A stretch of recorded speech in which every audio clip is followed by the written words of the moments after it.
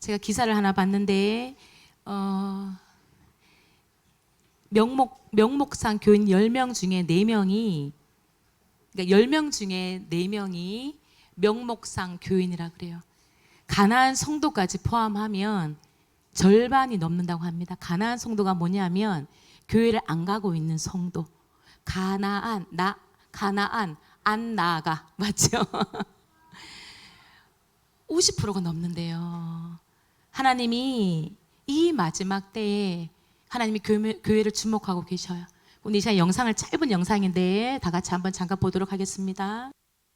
기도나 묵상 등 신앙생활을 하지 않거나 기독교인의 정체성이 뚜렷하지 않은 이른바 명목상 교인의 비율이 40%에 육박하는 것으로 조사됐습니다. 가나안 성도까지 반영하면 절반이 넘는데요. 이 같은 명목상의 교인들을 그대로 방치할 경우 가나안 성도가 되거나 신앙을 버리는 데까지 나아갈 수 있다는 우려가 제기됐습니다. 천수연 기자입니다. 목회데이터 연구소와 웨스트민스터 신학대학원 대학교 김선일 교수가 공동으로 한국교회의 명목상 교인의 비율을 따져봤습니다. 응답자 10명 가운데 4명가량이 명목상 교인으로 나타났는데요. 스스로 기독교인이 아니라고 여기거나 예배 외에 기도나 성경 읽기 등의 활동이 전혀 없는 경우, 신앙의 목적이 개인의 필요에 국한되거나 구원의 확신이 없는 경우 등 다양한 양태로 나타났습니다. 명목상의 교인들 가운데 매주 주일 예배를 참석하는 비율은 절반에도 미치지 못했습니다. 예배 외에 다른 활동에 참여하는 비율은 35%대로 그렇지 않은 교인들의 활동 비율의 절반 수준에 그쳤습니다. 명목상 교인의 비율은 연령대별로는 20대에서, 기혼자보다는 미혼자에서, 직분은 낮을수록 상대적으로 더 높게 나타났다고 목회데이터 연구소는 전했습니다. 연구에 동참한 김선일 교수는 명목상 교인 비율에 가나안 성도 비율까지 감안하면 이들이 차지하는 비율은 전체 개신교인의 57%에 달한다며 우려를 나타냈습니다. 특히 명목상 교인의 다음 단계는 가나안 성도가 될 가능성이 높다고 경고했습니다. 별로 신앙에 대한 관심이 없고 자신의 인생에서 종교가 무슨 의미냐도 별로 관심이 없는 사람들이 있었다는 거예요. 이 사람들은 좀 더 있으면 교회를 이탈하게 되고 가나안 성도가 될 수 있죠. 더 나가면 이 사람들이 신앙 자체를 이탈할 수가 있어요. 김 교수는 수동적이고 방관자적인 신앙생활을 할수록 이 명목상 교인이 될 가능성이 높다면서 교인들의 주체적인 신앙생활이 중요하다고 강조했습니다.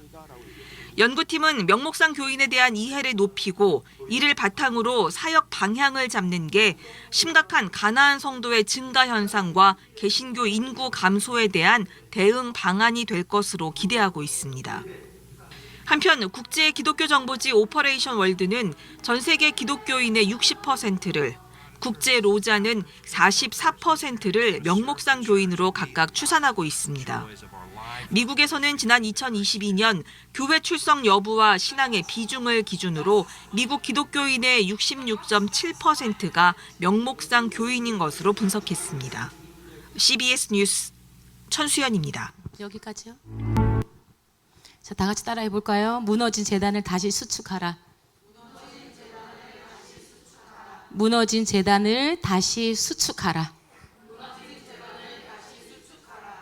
오늘날 현실을 보셨죠? 너무나 많은 성도들이 교회가 이제 더 이상 필요가 없는 거예요. 왜 유튜브 보면 뭐 너무나 많은 설교가 나와 있고 홍수처럼 나와 있고 골라서 들을 수 있는 이 현 시대에 하나님께서 이 말씀을 주셨어요. 저에게 제단이 무너졌다 그러는 거예요. 한국 교회가 무너졌다. 수많은 주의 종들이 무너졌다 그러는 거예요. 타협하고 직장을 다니고 목사님들도 너무 힘드시니까. 그럼 이 원인이 뭘까? 왜 현대에, 현 시대에 왜 제단이 무너졌을까?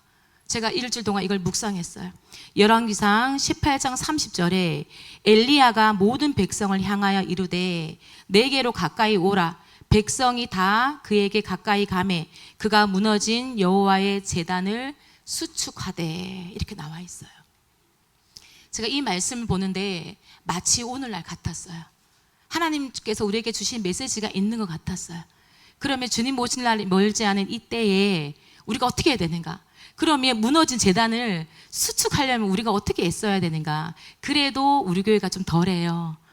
대형 교회는 점점 더 심하겠죠. 그래도 우리 교회 교인들을 보면 믿음 생활을 하려고 애쓰고 기도하려고 애쓰고 하나님 말씀에 순종하려고 애쓰는 모습을 봅니다. 제가 좀 이따 영상을 또 하나 더 볼 건데 이 본문의 배경을 본문 잠깐 한번 띄워줘 보실래요? 엘리야가 모든 백성을 향하여 이르되 내게로 가까이 오라. 백성이 다 그에게로 가까이 가매 그가 무너진 여호와의 제단을 수축하되.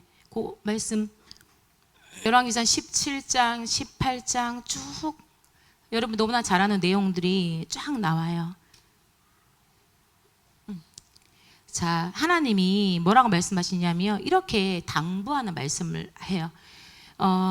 가나안 땅에 너희가 이제 들어갈 건데 그곳에 들어가면 너무나 많은 우상들을 섬길 거야. 사람들이 그 가나안을 비롯하여 그 주변에 많은 사람들이 우상을 많이 섬길 거야. 너희들이 유일신 오직 하나님을 섬기잖아. 절대로 휩쓸리면 안 돼. 절대로 우상을 섬기면 안 돼.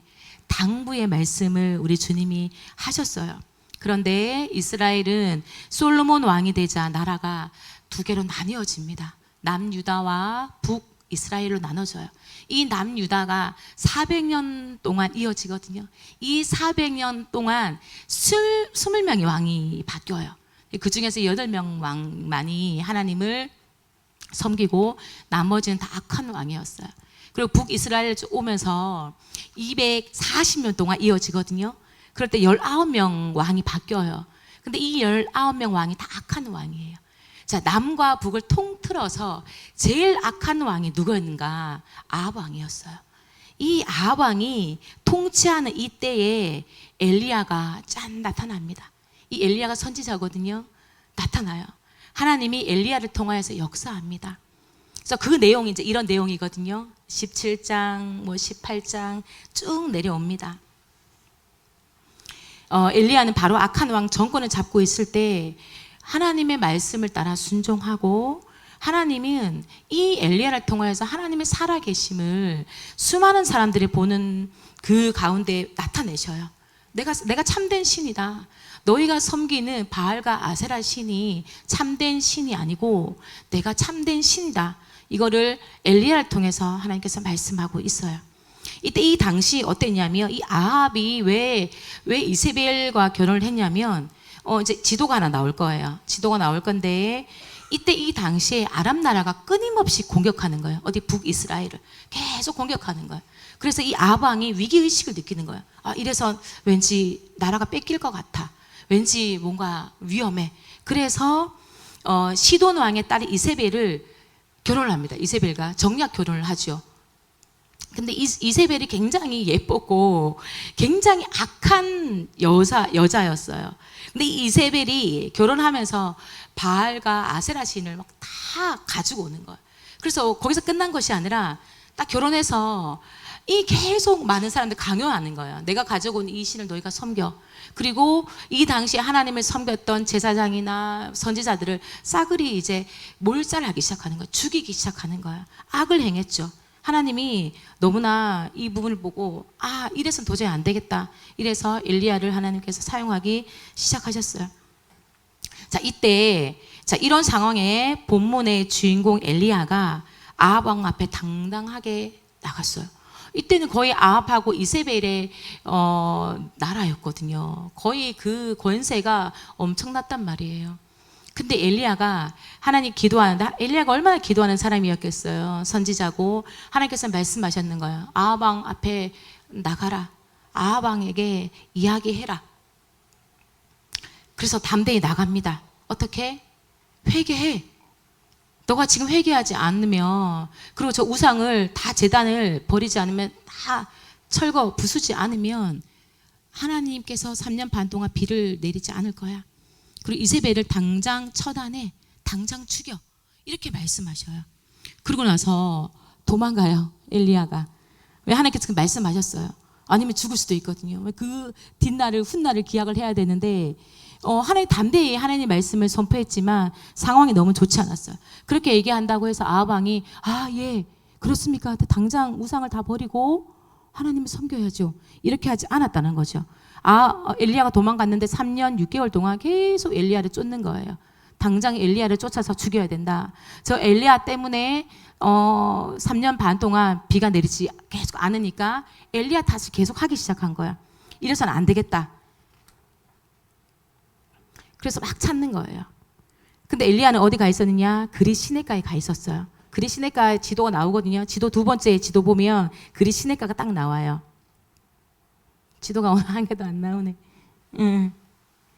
자, 여기 그리 시내가거든요. 여기로 숨어 있었어요. 피지 내에 있었어요. 피해 있었어요. 열왕기상 17장 3절에 보면 이렇게 나와 있어요. 너는 말씀 안 찾아도 돼요. 너는 여기서 떠나 동으로 가서 요단 앞 그리 시내가에 숨고 이렇게 나와 있어요. 숨으라 그랬어요. 하나님께서. 또 순종합니다. 하나님의 말씀대로 순종하며 나아간 엘리야는 걱정이 됐어요. 뭘 먹고 살아가나. 자기는 도망자 신세가 되었는데 이제 막막한 거죠. 근데 엘리야가 마음속에 믿음이 있기 때문에 하나님께서 나와 함께 하실 거야. 하나님께서 나를 보살펴 주실 거야 라는 믿음이 베이스에 있었겠죠. 그래서 하나님이 어떻게 먹여 살리냐면 까마귀를 통해서 아침 저녁으로 하나님께서 먹을 양식을 가져다 줍니다. 그러고 나서 이제 시냇물을 먹었는데 가뭄이 계속 되다 보니까 시냇물이 마른 거예요. 그래서 하나님께서 뭐라고 말씀하시냐면 9절에 너는 일어나 시돈에 속한 사르밧으로 가서 거기 유하라. 과부에게 보냅니다.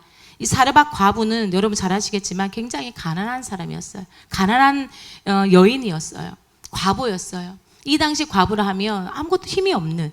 근데 가뭄이 계속 되니까 너무나 어려웠어요. 아들이 한 명 있었어요. 근데 하나님이 거기로 보내십니다. 근데 제가 이제 묵상을 했어요. 어제도. 하나님이 왜 그러실까? 하나님 왜 그러셨을까? 그나마 아무리 가뭄이 계속 이어진다 해도 그나마 조금 형편이 좀 나은 가정이 있지 않았을까? 근데 하나님은 하나님이 세운 선지자를 통하여서 목회자를 통하여서 하나님께서 말씀하실 때가 있거든요. 말씀하셨을 때 그 말씀을 순종하고 따르는가 그걸 보는 거예요. 순종하는 그 사람을 통하여서 하나님의 역사를 일어나가는 걸 보는 거예요. 그런데 그 사람이 형편이 넉넉해요. 그 사람은 가진 게 있어요. 아직 내가 의지할 것이 있어요. 그러면 아무리 하나님이 역사해도 온전하게 하나님의 역사라고 생각하기 어려울 거예요. 뭐 있으니까 내가 조금 여유가 있으니까 좀 떼어줄 수 있겠지. 이렇게 생각할 수 있잖아요. 근데 이 가부는 아무것도 없었어요. 근데 이 엘리야가 가서 어떻게 얘기하냐면 이 가부에게 물을 달라 얘기하는, 물도 굉장히 귀했겠죠. 물도 달라 하고 요구합니다. 그러고 나서 거기서 끝난 것이 아니라 떡 한 조각을 4개로 가져오라라고 요구를 합니다. 이 가부에게 떡도 없었을 뿐더러 물도 귀했을 거예요. 이 형편이 너무 어려운데 이 선지자가 와서 물을 원하니까 갖다 줬단 말이에요. 근데 12절에 보면 그녀의 형편을 알 수가 있었어요.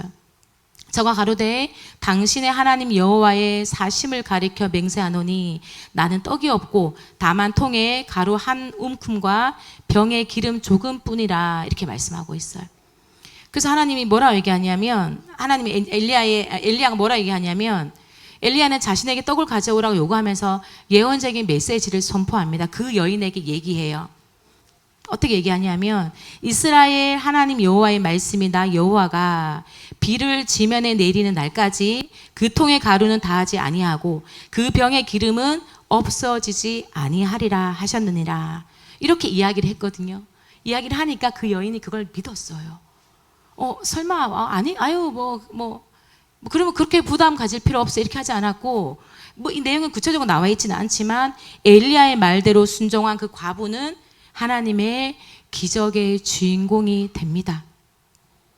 제가 오늘 이 말씀을 열왕기상 말씀을 왜 쭉 하냐면, 제가 말씀을 쭉 읽다가 하나님이 우리에게 뭔가 주시는 메시지가 있는 것 같은 거예요.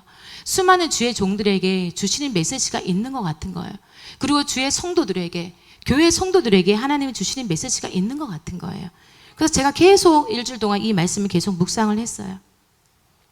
그리고 18장 밑으로 쭉 보면 이제 3년 6개월이 이제 지나가고 있었어요. 지나가고 나서 하나님께서 또 말씀하십니다. 엘리야에게 이제 때가 됐다.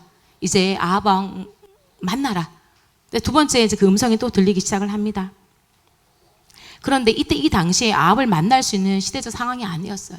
만나면 잘못하면 죽을 수도 있는, 목숨을 내어 놓아야 되는 그 상황이었기 때문에 믿음이 필요했어요. 근데 엘리야가 만나러 갑니다. 하나님께서 말씀하시니 순종합니다. 그래서 만났어요. 만났는데 이렇게 얘기하는 거예요. 아합이 이스라엘을 괴롭히는 자여, 이렇게 말하는 거예요. 당신은 이스라엘을 괴롭히는 자다라고 이렇게 얘기하는 거예요. 그랬더니 엘리야가 얼마나 담대한지 이렇게 얘기하는 거예요. 이스라엘을 괴롭히는 자는 내가 아니고 당신이요, 이렇게 얘기하는 거예요. 얼마나 화가 났어요. 그러면서 뭐라 했냐면, 그래? 엘리야가 그런 거예요. 그러면 우리 결판을 합시다. 그래서 여러분 잘 아는 이제 그 결판 대결이 이제 나옵니다. 바알 선지자 450명과 아세라 신 제사장 400명이, 그러니까 850대 1. 이 사건이 갈멜산에서 이제 일어나는 거예요. 누가 참된 하나님인지 한번 대결해 보자. 이렇게 해서 이제 이 사건이 이제 일어나는 거예요. 그래서 많은 백성들이 구름대 같이 몰려들었어요.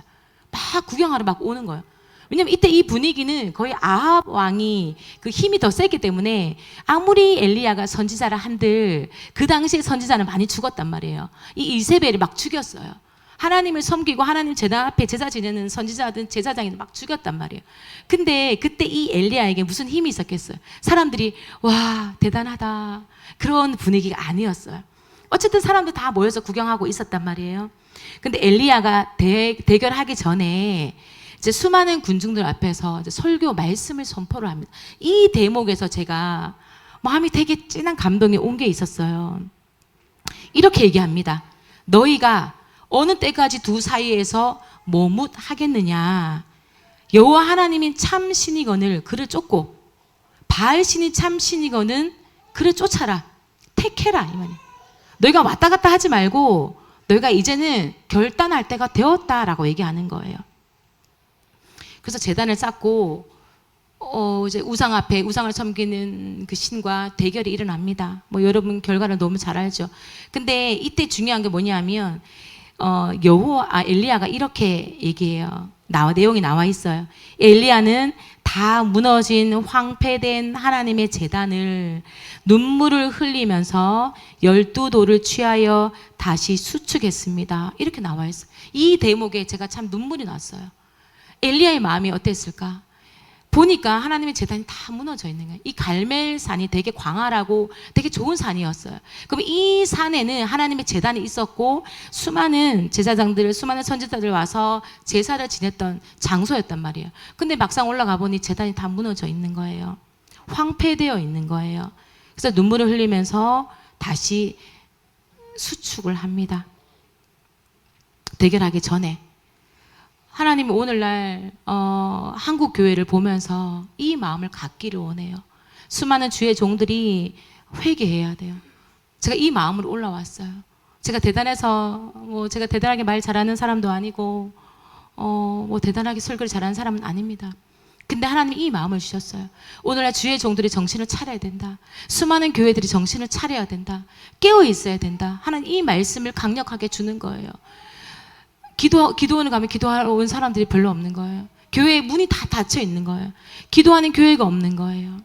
형식적으로, 종교적으로, 다툼, 시기 질투, 교회가 명목상. 제가 아까 처음에 그 영상을 봤잖아요. 근데 이거 영상을 쭉 보는데 제가 그 댓글을 본 거예요. 댓글을 봤는데 댓글에 이렇게 나와 있어요. 교회도 명목상 교회를 조사해 보세요. 명목상 목회자 정말 영적 수준이 한심합니다. 댓글에 하나님은 믿지만 교회와 사람이 싫어 교회를 다니지 않습니다. 명목상 목사가 판치는 세상이라 가기 싫습니다. 이렇게 댓글이 달려있는 거예요. 제가 정말 마음이 아팠어요. 예전에는 아무리 교회 안 다녀도 목사님 그림자를 안 밟았고 아무리 그래도 교회를 이렇게 막 교회에 대해서 막 대놓고 그렇게 하진 않았어요. 근데 제가 이 댓글을 보는데 이 댓글은 제가 1분만 읽어드린 거거든요. 너무나 많은 악성 댓글이 많이 달려있는 거예요. 제가 그걸 보는데 부끄러운 거예요. 화가 나는 게 아니라 너무나 부끄러웠어요. 얼마나 교회가 힘을 잃었으면, 얼마나 주의 종들이 힘을 잃었으면 너무나 세상 사람들이 이렇게 비난하고 이렇게 조롱하고 이렇게 이런 상황에 이르렀을까? 교회가 왜 이렇게 권세가 없을까? 하나님이 세운 하나님의 몸된 교회라고 했는데 어째 이렇게 빛과 소금의 역할을 감당하지 못하고 이런 댓글을 달리게 되었을까? 마음이 아팠단 말이에요. 그래서 제가 엘리야를 쭉 묵상을 했어요. 근데 엘리야가 눈물을 흘렸다. 이 대목이 또 나오는 거예요. 물론 그 전에 잘 알고 있는 말씀이었지만 제 귀에 제 마음에 딱 왔다는 거죠. 그래서 갈멜산의 대결이 이제 펼쳐졌어요. 일어났어요. 시작이 되었어요. 그래서 먼저 바알 선지자들이 송아지를 떠서 각도서 제단에 올리고 바알을 불렀겠죠. 바알이여, 바알이여. 불을 내리소서 막 불렀겠죠. 근데 너무나 잠잠한 거예요. 너무나 조용한 거예요. 그때 엘리야가 이렇게 얘기하는 거예요. 제대로 이제 한 방을 먹이는 거예요. 너희의 신이 잠들었니? 그러는 거예요. 잠깐 나갔니? 명상 중이니? 더 크게 불러봐. 이렇게 얘기하는 거예요. 그랬더니 자존심 상한 거예요. 그래서 그들이 큰 소리로 바알이여 막 소리를 질렀는데 아무 일이 일어나지 않는 거예요. 나중에는 칼과 창으로 자기 몸을 막 피를 내면서까지 불렀는데 해가 질 때까지 조용한 거예요. 그래서 해가 지는 걸 이제 그때쯤 돼서 엘리야가 백성들을 가까이 오세요. 그러니까 직접 눈앞에서 보라는 거예요. 가까이에서 와서 하나님이 어떻게 역사하는지 참된 신이 누구인지 너희들이 목도해라 이 말씀인 거예요. 그래서 그때 이제 엘리야가 기도하기 시작합니다. 이렇게 단도리를 하고 기도를 하기 시작합니다. 이렇게 말해요. 하나님, 주께서 참 하나님이시고 내가 하나님의 주의 종인 것과 하나님의 말씀을 따라 이런 일을 하는 것을 나타내 주소서. 쉽게 말해서 많은 사람들이 하나님 보고 있어요. 참된 하나님 나타내어 주시옵소서. 저 사람들이 이 상황을 보고 뉘우쳐서 회개하여 하나님 앞에 돌아오게 하여 주시옵소서. 간절한 마음이 있었을 거예요. 엘리야가 하나님 앞에 부르짖었어요. 하나님, 아브라함의 하나님, 이삭의 하나님, 이스라엘, 야곱의 하나님, 응답하여 주시옵소서. 계속 기도하는 거예요. 그럴 때 성령의 불이 하늘로부터 내려옵니다. 떨어집니다. 그래서 그 제단 위에 물까지, 도랑의 물까지 싹 다 태우는 놀라운 하나님의 역사가 그 순간에 일어납니다. 그렇게 하니까 백성들이 이렇게 얘기해요. 여호와 그는 하나님이시로다. 여호와 그는 참 하나님시로다. 하나님을 찬양했어요. 근데 이게 돌이키고 이제 하나님을 이렇게 따라야 되는데 또 수많은 사람들이 또 그렇게 하지 못한 것 같아요. 제가 보니까 엘리야는 목숨을 걸고 하나님 앞에 기도했어요. 간절하게 기도했어요. 왜? 성령의 불이 떨어지지 않으면 죽은 목숨이거든요. 그리고 엘리야는 또다시 기도하기 시작합니다. 어떤 기도요? 3년 반 동안 비가 내리지 않았거든요. 이제 이 기도의 힘을 이제 불 붙여서 갈멜산 정상으로 올라갑니다. 또 높은 곳에 올라가서 이 말씀에 이렇게 나와 있어요. 무릎과 무릎 사이에 얼굴을 놓고 하나님 앞에 또 간절히 기도하기 시작했다. 이렇게 나온 거예요. 근데 이 말씀이 그냥 요 순간만 보면 기도하고 비가 왔구나 이렇게 나와 있는데 좀 자세히 살펴보면 열왕기상 18장 43에서 45절 중간에 쭉 읽어보면 43절에 이렇게 나와 있어요. 그의 사환에게 이르되 올라가 바다 쪽을 바라보라. 먹구름이 이제 몰려오는지 보라는 거예요. 비가 올 조짐이 보이는지 보라는 거예요. 근데 사환이 아무것도 안 보이는데요. 이렇게 얘기해요. 근데 이 엘리야가 이렇게 얘기해요. 7번까지 다시 가라. 7번 다시 살펴보라는 거예요. 그러면 이 살펴보는 몇 시간 이렇게 나와 있지는 않지만 끝까지 기도했다는 거예요. 이 엘리야가 하나님은 반드시 비를 내려주실 거야. 시간이 좀 걸린다 할지라도 그 기도를 쉬지 않고 끊지 않고 포기하지 않고 끝까지 기도했다는 거예요. 그렇게 했을 때 마지막 7번째 그 사환이 그렇게 얘기합니다. 사람 손만한 구름이 보였습니다. 이렇게 얘기하는 거예요. 그러고 나서 얼마 안 지나서 엄청난 비가 막 쏟아내리기 시작을 했어요.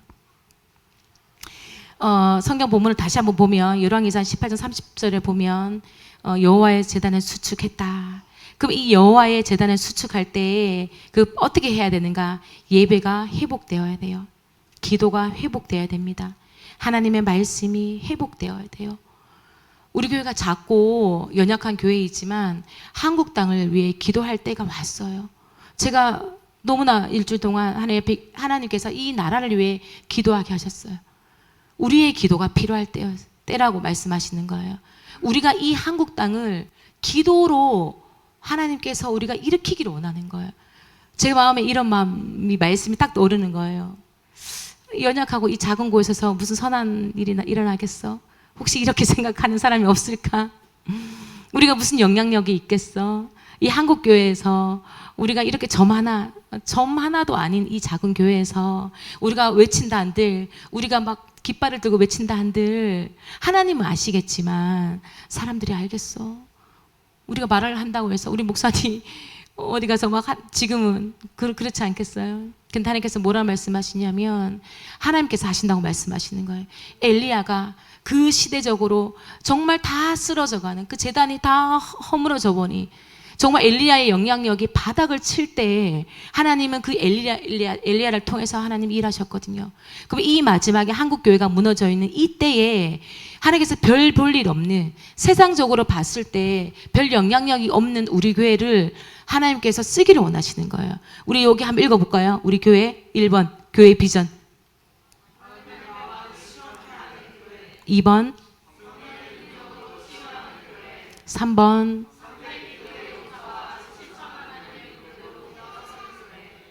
믿어지나요? 믿습니까?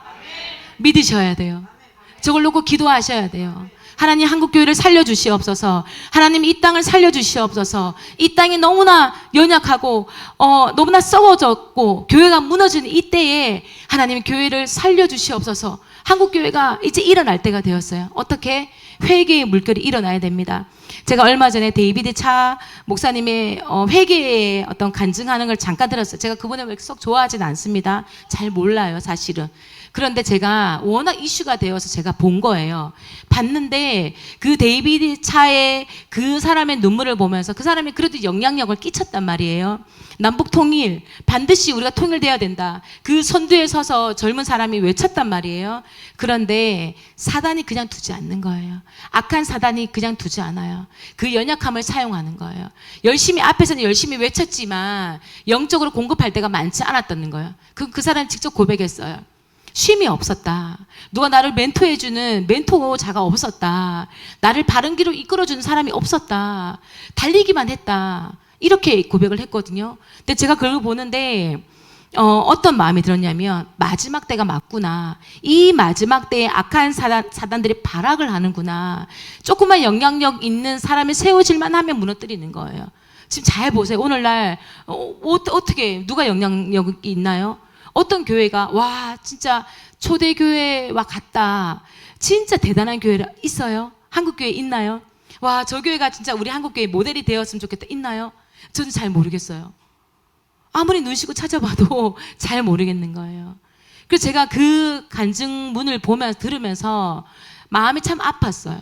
그러니까 잠깐 그분을 위해, 그 사람을 위해 기도했어요. 참된 쉼을 주옵소서. 정말 자기의 기질이 아니라 정말 악한 세상의 영 앞에 이 갈멜산의 대결에서 엘리야는 승리했단 말이에요.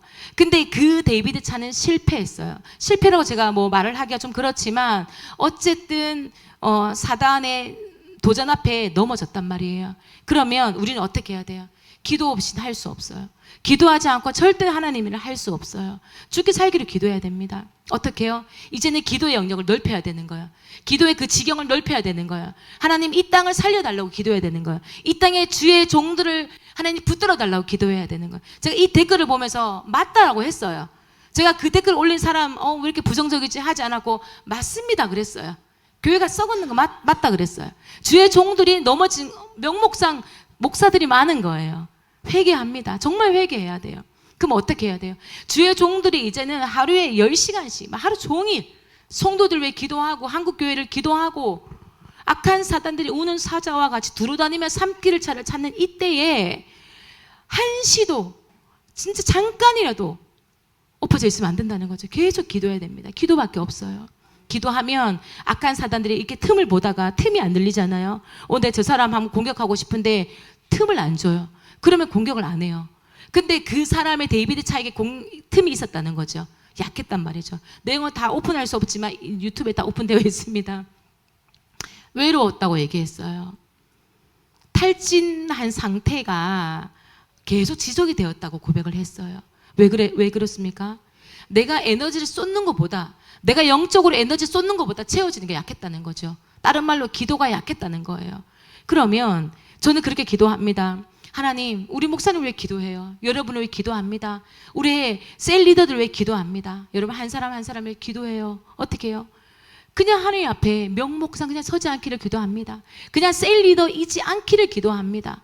그냥 성도이기를, 성도가 아니었으면 좋겠어요. 그냥 종교인이 아니었으면 좋겠다는 거예요. 정말 성도였으면 좋겠어요. 정말 하나님의 백성이었으면 좋겠어요. 제가 이렇게 단위 잘 안 서요, 맞죠? 제가 설 일이 많지 않잖아요. 목사님한테 제가 하나님 주신 사인이 있다라고 얘기했어요. 너무나 한국 교회가 무너진 것 때문에 가슴이 아프다 그랬어요. 그래서 함께 기도했으면 좋겠다라는 말씀을 제가 목사님께 이야기를 했어요. 그럼 우리 교회부터 시작을 하는 거예요.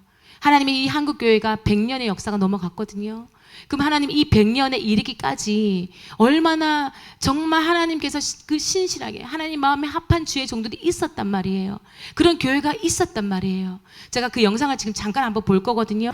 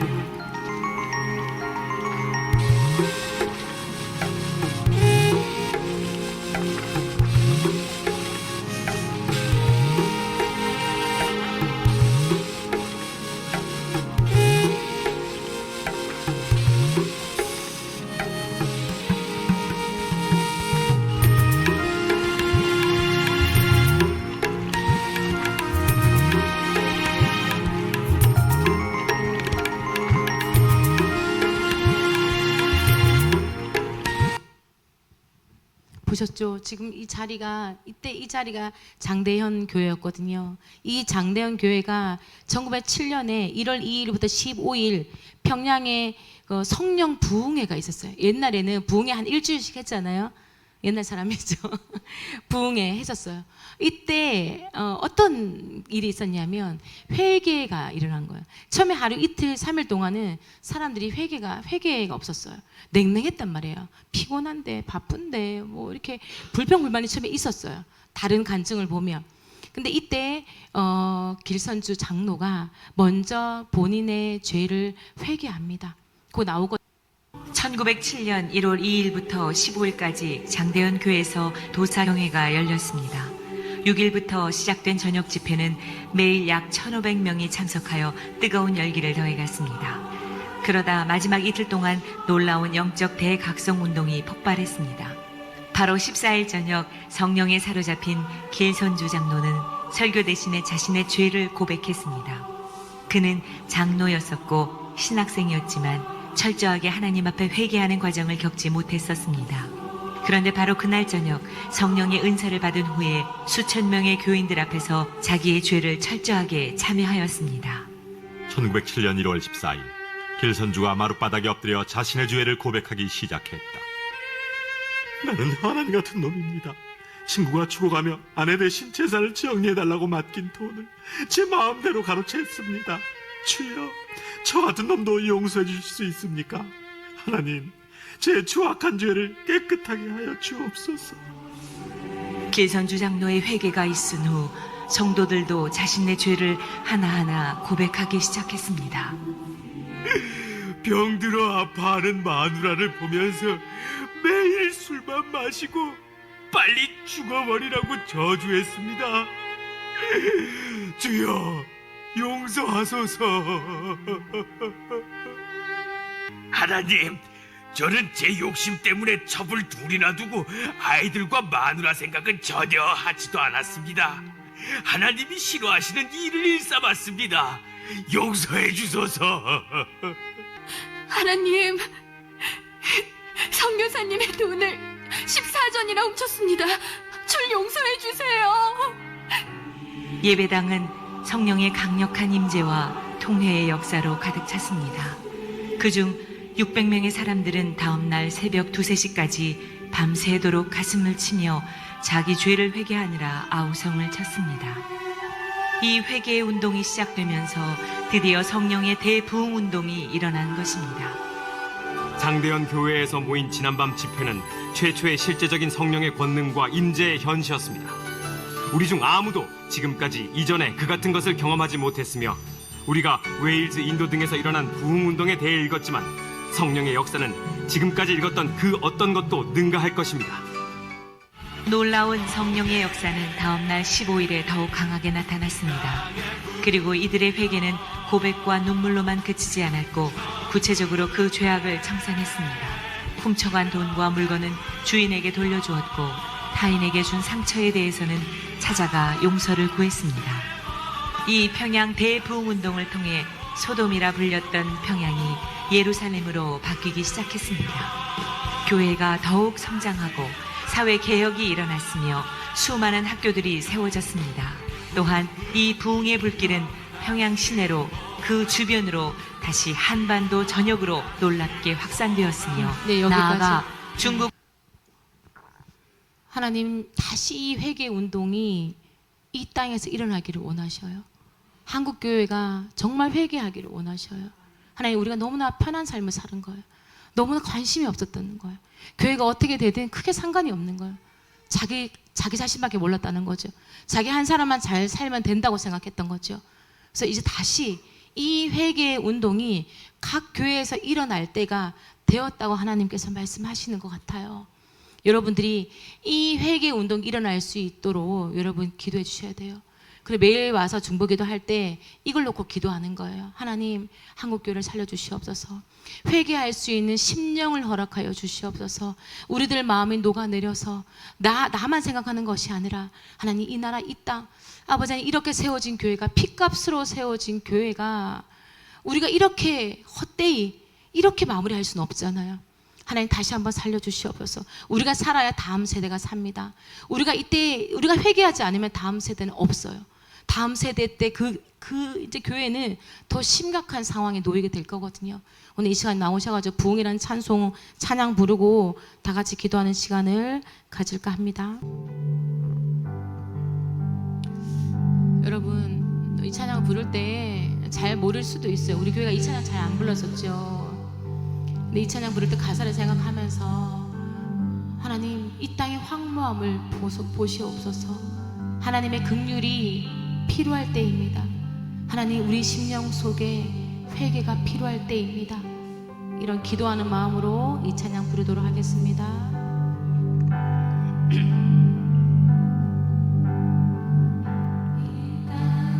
황무함을 보소서.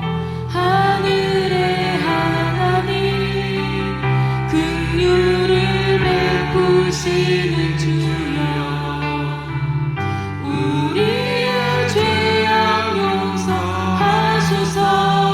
다 같이 한번 일어나 볼까요?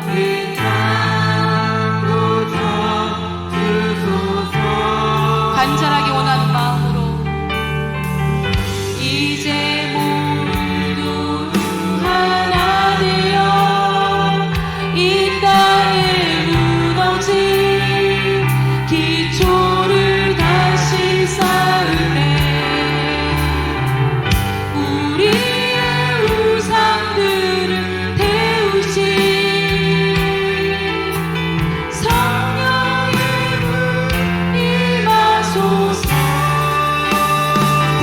불길 붕의 불길 타오르게 하소서 진리의 말씀 이 땅 새롭게 하소서 은혜의 강물 흐르게 하소서 성령의 바람 이제 불어 붕의 불길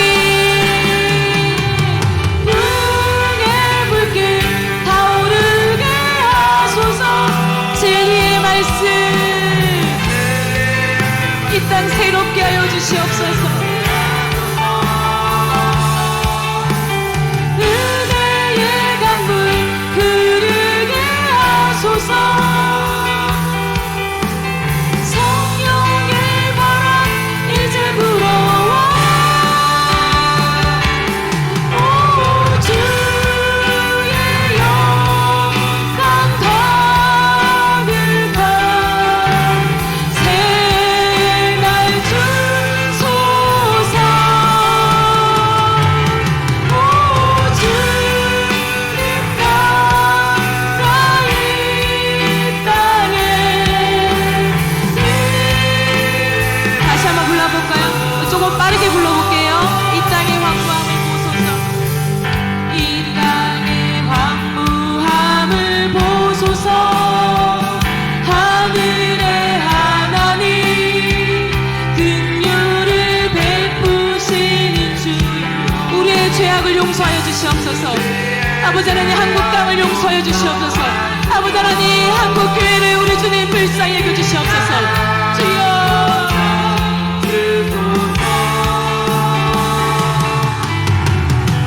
이제 우리 모두 하나 되어 이 땅에 무너진 기초를 다시 쌓을 때 우리의 우상들을 태우신 성령의 불 임하소서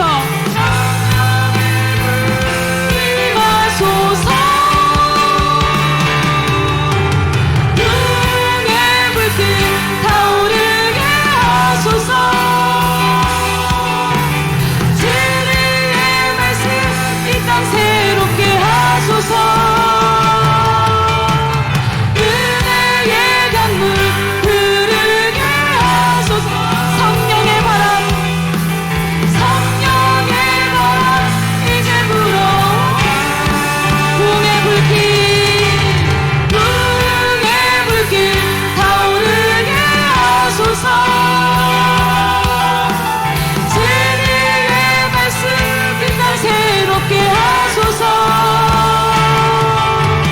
은혜의 강물 흐르게 하소서 성령의 바람 이제 불어와 오 주의 영광 가득한 아버지 하나님 새날을 주시옵소서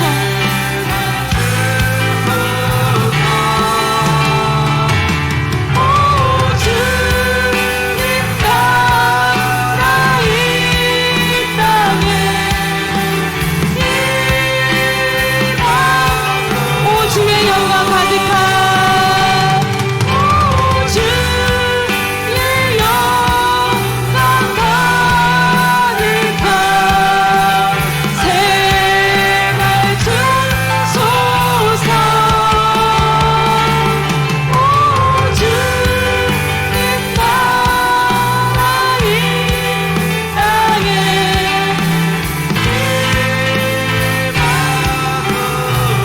오늘 기도하며 나아갈 텐데 오늘 이 시간에 한국교회를 놓고 기도했으면 좋겠습니다. 아버지 한국교회 주의 종들을 위해 기도했으면 좋겠습니다. 아버지 하나님 한국교회를 살려주시옵소서 아버지 주의 종들을 아버지 목회자들을 살려주시옵소서 다시 한번 깨어나 기도하게 하시고 다시 한번 교회를 지켜내게 하시고 다시 한번 성령의 아버지 하나님 그 부흥이 아버지 하나님 새롭게 될 수 있도록 오늘 이 시간에 주여 세 번 부르고 다 같이 기도하며 나갔습니다. 주여